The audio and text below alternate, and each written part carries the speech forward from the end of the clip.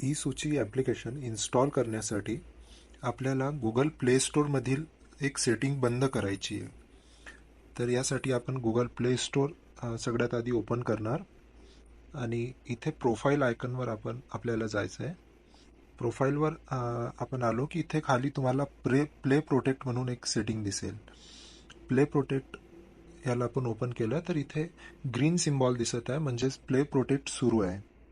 आता याला बंद करायचं आहे, तर सेटिंगमध्ये तुम्हाला जायचं आहे. वरच्या कॉर्नरला तुम्हाला सेटिंग दिसेल. सेटिंगवर मी आलो आणि प्ले प्रोटेक्ट हा तुम्हाला बंद करायचा आहे.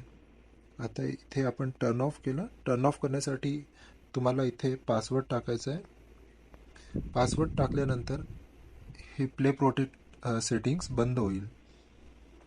प्ले प्रोटेक्ट सेटिंग बंद झाल्यानंतर तुम्हाला व्हॉट्सॲपवर यायचं आहे.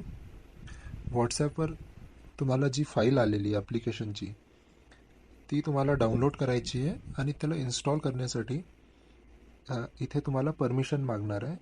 तर इथे आपल्याला ओपन करायचं आहे. ओपन झाल्यानंतर इथे आपण इन्स्टॉल करणार आहे.